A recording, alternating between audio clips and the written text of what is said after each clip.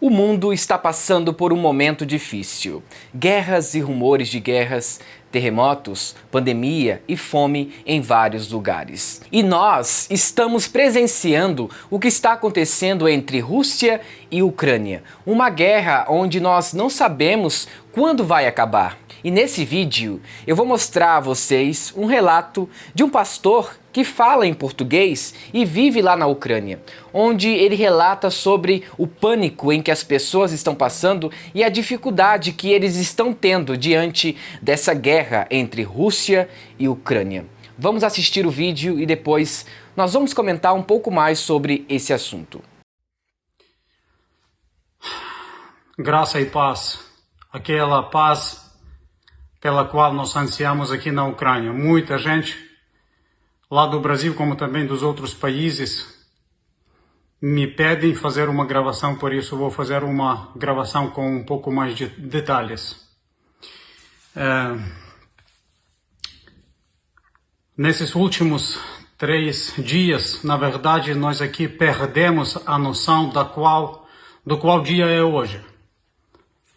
Sabe, nem as datas, nem a própria estação do ano, nem os dias da semana, nem a hora do dia ou da noite fazem o sentido para nós.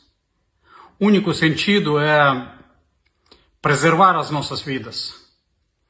O único sentido que eu faço na minha vida é preservar a vida dos meus filhos, da minha esposa e dos idosos que estão conosco no esconderijo durante 3 dias. E o nosso maior sonho é receber de volta aquela paz que tivemos. Outra coisa que quero informar é que os homens de 18 a 60 anos obrigados a ir à batalha, ou seja, ser recrutados. Por isso, fugindo daqui mesmo, estando do outro lado do nosso país, terei a obrigação de qualquer maneira ajudar o meu país nessa hora tão complicada. Hoje pela manhã, 2 bombas, foguetes direcionadas, acertaram um edifício de 30 andares, na qual moram os civis no centro da cidade do nosso capital.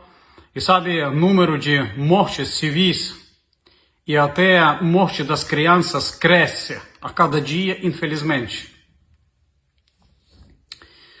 Os territórios ucranianos ficam, sabe, com feridas devido aos bombardeios. E os terroristas russos bombardeiam, pessoal, as escolas, jardins de infância, estados de futebol infantil, pensam clínicas infantis, hospitais e centros de doação de sangue. Perdoem pela emoção, mas falar sem emoção é ser o robô. Nos postos de gasolina praticamente não tem combustível e isto é uma das estratégias usadas pelo nosso governo para não abastecer a técnica do invasor russo que veio aqui à Ucrânia e não tendo combustível para abastecer, se tornam o alvo mais fácil para o nosso exército.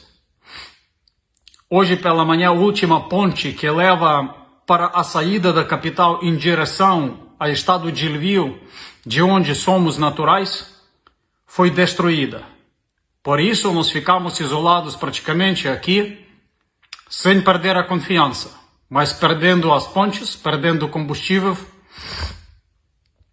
E não somente essa ponte, mas todas as pontes da capital são proibidas para atravessar, porque as pontes se tornaram um alvo principal para os terroristas russos.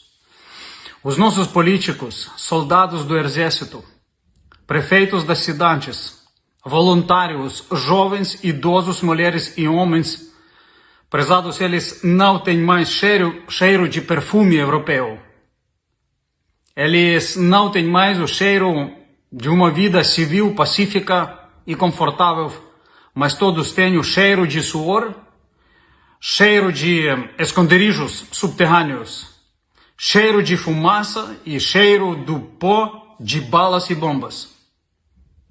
Creio eu que o povo crente tem que ter o cheiro de oração e intercessão por aqueles que estão aqui nessa batalha, nesse perigo, nessa guerra mais pesada do nosso século. Aqui que eu venho agradecer, na verdade, informando e agradecendo. A minha palavra de agradecimento ao diretor-geral da Junta de Missões Mundiais que nos sustenta e outros responsáveis que são pontes e pastores, amigos lá do Recife e dos outros estados lá do Brasil. Eu venho para agradecer do fundo do nosso coração, porque as suas orações é que nos dão a esperança e nós, apesar de continuarmos no esconderijo por 3 dias, nós louvamos a Deus por Ele ser Emmanuel e nós o sentimos, apesar de, a minha confissão que não consigo ler a Bíblia nesses 3 dias. A minha oração fica aqui, os meus sentimentos explodem aqui, olhando para o meu filho que faz cada pergunta mais complicada que nem nas salas de aula lá do seminário teológico eu recebia dos meus professores, mas o meu filho que faz perguntas e eu não tenho nenhuma resposta. Continuem orando. Nós precisamos entender que sempre haverá guerras neste mundo. O aumento da violência, conforme o tempo está passando, também está sendo visível em nossa sociedade. Mulheres sofrendo agressões, crianças sofrendo pedofilia e tantas outras coisas pertinentes a esse assunto. Então, essas coisas ruins estão acontecendo em nosso mundo desde que o pecado invadiu toda a humanidade. E nós precisamos entender que essas coisas não vão acabar tão cedo. O pecado faz com que essas coisas aconteçam em nosso mundo. Guerras e rumores de guerras, o aumento da violência, a perseguição religiosa e tantas outras coisas. Isso é fruto do pecado que há no coração do homem. E o que está acontecendo entre a Rússia e a Ucrânia é o reflexo daquilo que o homem plantou. Nós não devemos ficar assustados diante dessas coisas. Jesus Cristo deixou escrito que quando essas coisas começassem a acontecer, era um sinal bem visível de que ele estaria voltando para buscar a igreja. Então, meus irmãos, esses sinais só demonstram que Jesus Cristo está próximo. Então, o nosso dever como pessoas cristãs é de orar por essas pessoas que estão passando por grandes aflições durante essa guerra na Ucrânia. Em Hebreus capítulo 13, versículo 3, diz o seguinte: lembrem dos que sofrem, como se vocês estivessem sofrendo com eles. Então, o nosso dever como igreja é orar por essas pessoas. Imagina só a aflição de um pai e de uma mãe quando está acontecendo uma guerra. Imagina só você não saber como que será a sua vida no outro dia, ou como será o futuro de seus filhos. É muito, mas muito difícil essa situação. E o que mais me chamou a atenção é que esse pastor disse que até mesmo as crianças estão passando por grandes dificuldades e que os filhos dele fez uma pergunta sobre a guerra e ele não soube responder. Ou seja, meus irmãos, a gente não sabe como que será o futuro das crianças que vivem na Ucrânia, nem das mulheres. Mas devemos continuar orando e intercedendo por essas pessoas. Infelizmente, essas coisas vão acontecer muito mais intensamente do que nós imaginamos conforme o tempo vai passando. Saiba de uma coisa, a oração de um justo tem muito poder e é eficaz. Então ore. Ore pelas pessoas que vivem na Ucrânia. Intercedam por essas pessoas. Igreja, não pare de clamar. Não pare de interceder. Essas pessoas precisam de nossas orações. Sendo assim, muito obrigado por assistir esse vídeo até o final. E se você gostou, não se esqueça, se inscreva no canal, ative as notificações e também deixe seu like para fortalecer o nosso projeto aqui no YouTube.